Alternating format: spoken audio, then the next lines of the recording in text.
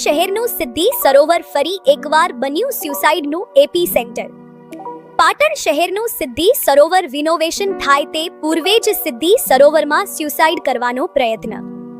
પાટણ શહેરનું સિદ્ધિ સરોવર રિનોવેશન થાય તે પૂર્વે જ ફરી એકવાર સ્યુસાઇડ પોઈન્ટ બની ગયું હોય તેમ એક પછી એક જીવનથી કંટાળેલા લોકો પોતાની જીવન લીલા સંકેલવા સિદ્ધિ સરોવરમાં પડતું મૂકી રહ્યા છે। સિદ્ધિ સરોવરનું રિનોવેશન દિવાળીની પાંચમના શુભ દિવસે થવાનું હતું, પરંતુ સિદ્ધિ સરોવરનું રિનોવેશન તો પાંચમના શુભ દિવસે થઈ ના શક્યું, પરંતુ પાંચમના દિવસે સુસાઇડનું મુહૂર્ત થવા પામ્યું હતું। ત્યારે આજરોજ પાટણ શહેરના વોર્ડ નંબર 9માં રાધનપુરી વાસ ખાતે રહેતા સવિતાબેન અમૃતભાઈ પટણી પોતાની બીમારીથી કંટાળીને સિદ્ધિ સરોવરમાં પડતું મૂકી પોતાની જીવન લીલા સંકેલવાનો પ્રયત્ન કર્યો હતો, પરંતુ સિદ્ધિ સરોવરમાં પડતું મૂક્યા બાદ સવિતાબેન પટણી દ્વારા બચાવોની બૂમો પાડતા કુબેરેશ્વર મહાદેવના સેવકો અને બારા બહુચર મંદિરના સેવકોમાં મનીષભાઈ ચોખાવાળા ઘટના સ્થળે દોડી આવ્યા હતા અને દોરડાની મદદથી ડૂબી રહેલા સવિતાબેન પટણીને સિદ્ધિ સરોવરમાંથી બહાર કાઢી તેઓનો જીવ બચાવ્યો હતો અને તુરંત 108 ને ફોન કરીને બોલાવતા ઘટના સ્થળે આવીને સ્ટ્રેચર પર સવિતાબેન પટણીને સારવાર અર્થે પાટણ ધારપુર સિવિલ હોસ્પિટલ ખાતે ખસેડવામાં આવ્યા હતા।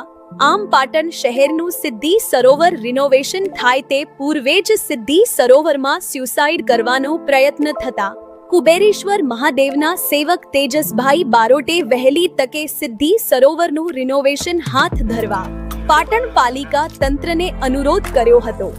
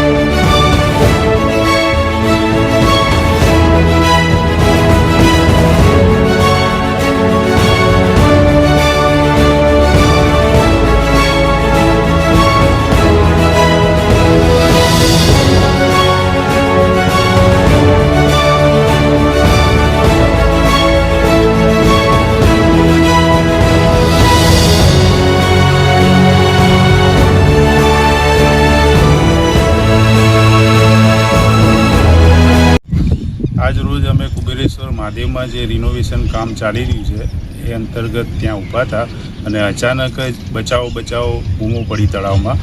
દોડીને અમે બધા સેવકગણ ત્યાં ગયા અને લેડીઝ હતા એમને દોરડું નાખી અને ખેંચીને બહાર કાઢ્યા છે, જેથી એમનો જીવ બચી ગયો છે। 108 બોલાવી અને એમને તાત્કાલિક દવાખાને સારવાર હેઠળ મોકલ્યા છે।